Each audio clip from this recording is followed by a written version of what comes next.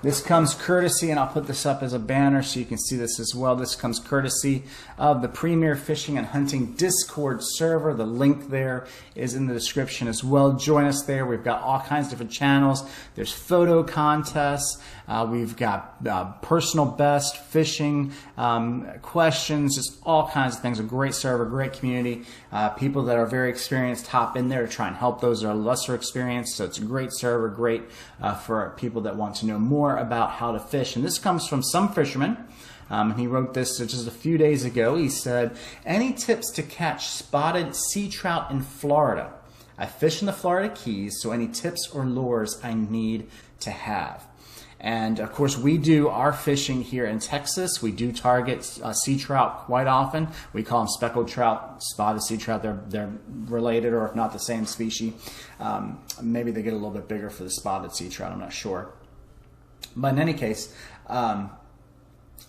tips and lures.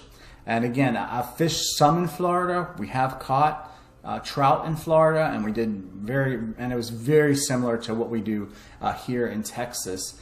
So if you know any tips and tricks for this, put that in the comments below, and I'll tell you some of my best things that we use when we are going right after this fish, because this is a target species for us. Matter of fact, just this weekend we were out there and we got, man, Karen helped me out, but we probably threw back at least 30 trout. So this is something that is definitely in our wheelhouse to do.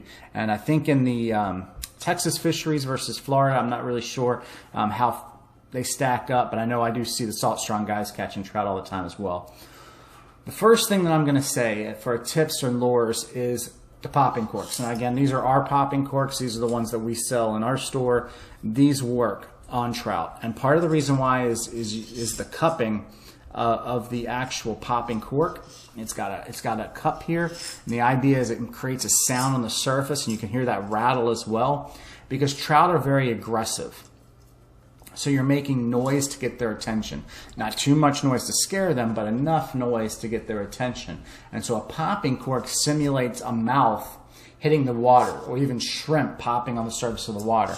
And so you're trying to get their attention so they come over, investigate it, and eat it, because they are a very aggressive fish. And whether it's the classic style or rattler style, those are two definite good ways to get on trout.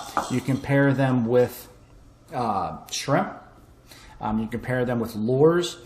You can pair them with different things. A lot of guys use paddle tails and gulps underneath of them. That works out well.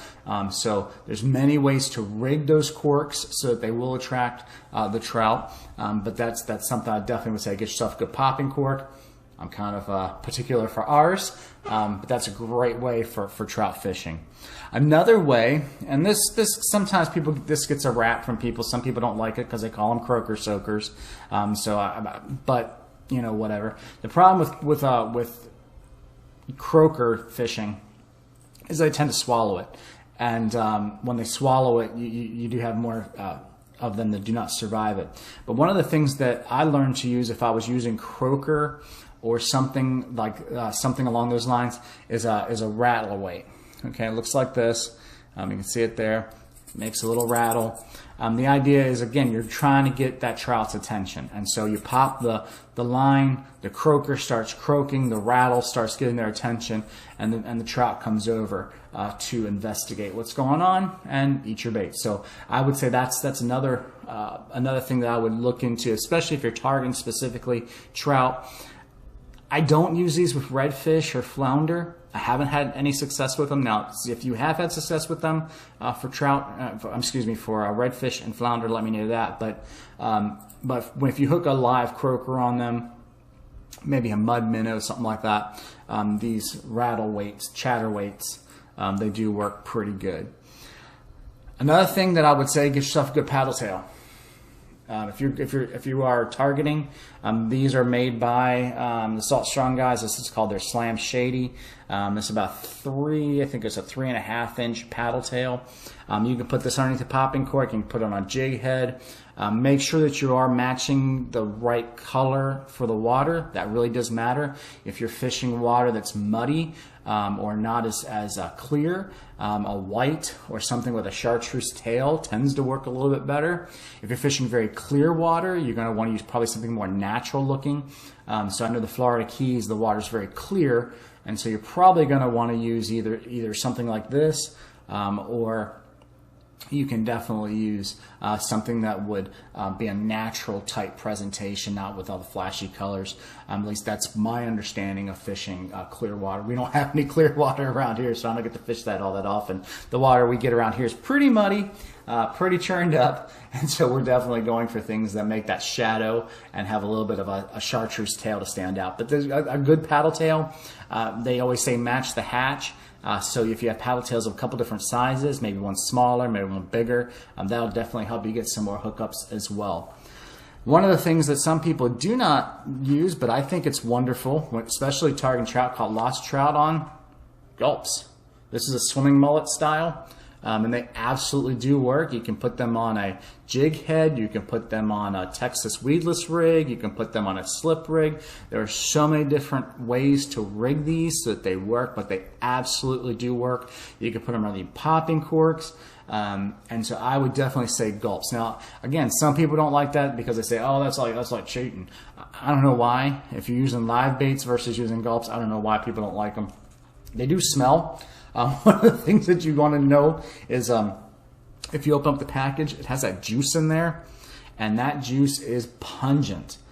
So do not let that juice get on anything else because you will absolutely stink up everything. That's free advice there. This says it's an easy open zipper pack. I don't keep my gulps in this. I bought a screw top to keep that because that juice will absolutely stink up everything. The last tip I can give you for catching spotted sea trout, and like I said, we've caught a bunch of them. We've caught them on cut bait. We've caught them in the Gulf of Mexico. We've caught them just about everywhere. So these are things that are very familiar to us. But this is going to sound goofy because you're going to see this and you're going to be like, really, that works? It works. It absolutely works. And some of you know what I'm talking about, this speckled trout rig. Walmart special, like $1, $2, something like that. It's just a bucktail on a weighted head. These things work very well. I don't know why the trout love them. I mean, kind of, this one's a white color. They sell them in different colors. They sell them with some with trailers. But these absolutely do work, especially if you're fishing underneath lights at night. Throwing that out there and just jigging it. Just jigging it. I've caught flounder on them, I've caught reds on them, and definitely caught trout on them as well. But they absolutely do work, and they are cheap. You can. This is they come in a pack like this, and I want to say they're like $2 at Walmart. But they absolutely do work. They've been around forever, and so I would say pick up some of those. So that's some tips. That's some lures and things that we use when we're targeting really the inshore species: redfish, trout, flounder. That's our main targets. Black drum as well. Anything that I just listed will catch any of those fish. But those are the things I would say, the tips to catching spotted trout. Now in the Florida Keys, I don't know if they use croaker to go after trout. In some places you can't use certain baits, so make sure that you know your local regulations and that you're fishing properly according to your local regulations, which are published. And Florida has theirs, Texas has theirs, all the Gulf coasts have theirs. Things are a little bit different in Louisiana even than they are here in Texas. But if I was going out for the first time and I was targeting inshore species, I would get myself a popping cork with live shrimp. That's what I would do. Are you going to catch other things that are not trout? Yeah, you are. You're definitely going to catch other things, but at the same time, you're definitely going to get on trout. The other thing that I would definitely, if I was going out for the first time, jig head with gulps. That'd be the two biggest recommendations that I could give you to catch sea trout, pretty much anywhere. They're gonna work out just about the same way.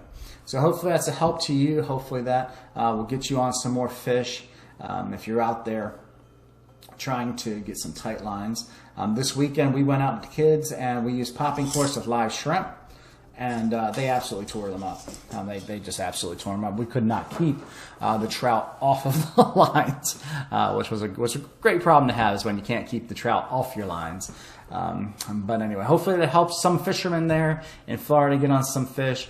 I would also say, because you were in Florida I would also say check out the Salt Strong guys. I'm not sponsored by them. I'm not, I don't get any kickbacks from them or anything like that. But at the same time, they do have a lot of good information. They are based in Florida. That's where they got their start, and they put out a lot of videos as well on things that you can do, techniques you can use to target the inshore species there in Florida. When we went out, Karen and I went out to Florida, we were maybe 2 years ago, I think. Maybe longer than that, we went out. We were actually trying to target snook because we don't get a lot of snook over here in Texas. There are some down in the southern parts around Padre, but we definitely don't get the big ones like do in Florida. And so we were going out for snook. Now, we did not get any. We did get trout. We did get flounder. We didn't get any redfish, I don't think. We did get some jacks as well. But trout were definitely there, and it was the same fishing techniques that we would use for those other inshore species. So if that helps you, if you have any questions to follow up with that, please let me know. I'll be on the Discord server, and I'll post this in there for you. And if you have any questions that I can help with that, please let me know that as well. And if you have any tips or tricks specifically for trout fishing, that you want to let this guy know, put that in the comments, because everything that we can do to help out each other get some more tight lines, I think, is a very good thing.